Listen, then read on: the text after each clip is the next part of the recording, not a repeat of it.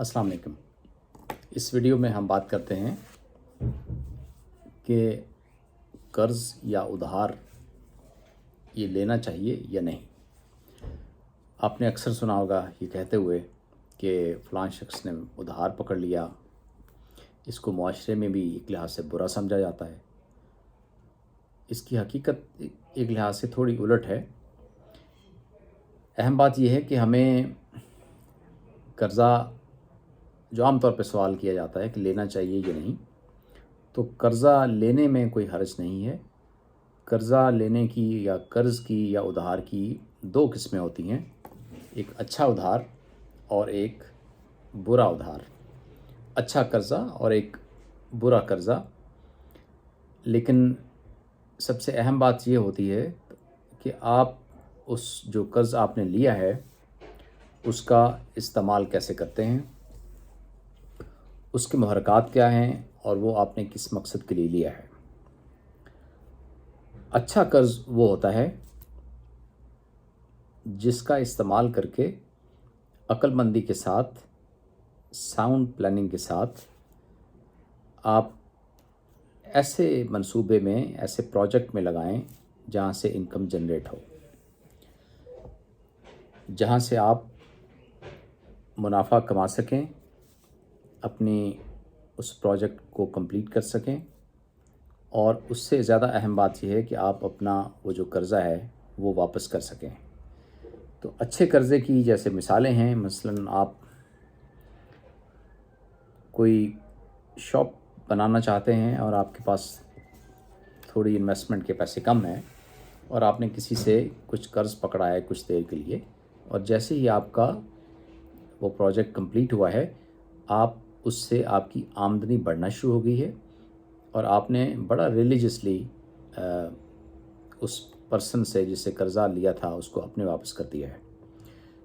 इसकी एक और मिसाल ऐसे हो सकती है कि आपने कोई गाड़ी ख़रीदी है रेंट के लिए, कार आपने ख़रीदी है ज़ाती मकसद के लिए नहीं, रेंट के लिए, और वहाँ से आपकी इनकम जनरेट होना शुरू हो गई है।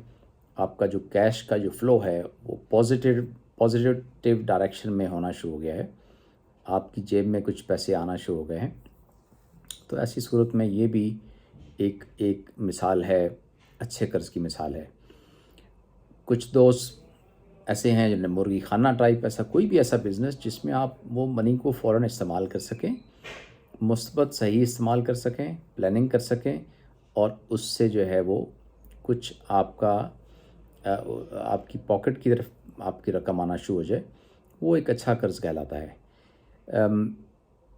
उसके लिए अच्छा डिसीजन मेकिंग की जो सलाहियत है और एक अच्छी प्लानिंग होना बड़ा ज़रूरी है। तो इन शॉर्ट ये कि कर्ज़ लेना बुरी बात नहीं है। हाँ, जो बुरा कर्ज़ क्या होता है कि आपने किसी से पैसे पकड़ लिए और उससे आपने एक बहुत बड़ी गाड़ी अपने ज़ाती मकसद के लिए ख़रीद ली, उस पैसे को आपने खा पी गए, उसको इधर उधर लगा दिए, उस मकसद के लिए आप बिल्कुल नहीं लगा सके जो आप करना चाहते थे। एक और मिसाल है कि आप बहुत बड़ा घर बनाने में आपने बैंक से बहुत ज़्यादा कर्ज़ा पकड़ लिया, उसके बाद उस कर्ज़ को उतारने में भी आपको कई साल लग गए और आप जो है वो वहाँ से ख़सारे में आ गए। स्टूडेंट लोन की बात है जहाँ तक, कि आपने बच्चे के लिए जो है वो लाखों की तादाद में पैसे पकड़ लिए कि उसको आपने डॉक्टर बनवाना है, और वो अगर डॉक्टर नहीं बन सका तो वो आपके लिए भी सरदर्दी बन गया। वो कर्ज़ा आपके लिए एक हेल्थ हैज़र्ड, आपकी सेहत के लिए वो एक मुज़र चीज़ बन गई।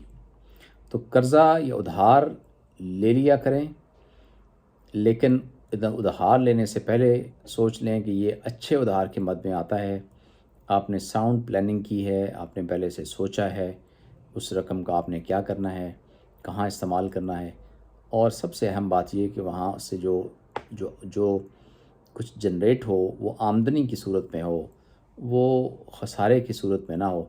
आप एक बहुत बड़ा घर बना लें जिसकी आप किस्तें ना अदा कर सकें, बहुत बड़ी गाड़ी ख़रीद लें, उसका खुदा न खास्ता एक्सीडेंट हो जाए और वो आपको वो सारे का सारा नुकसान दे, और आपने सुना होगा फ़लाँ शख्स को दिल का अटैक हो गया ख़सारे की वजह से, कर्ज़े की वजह से।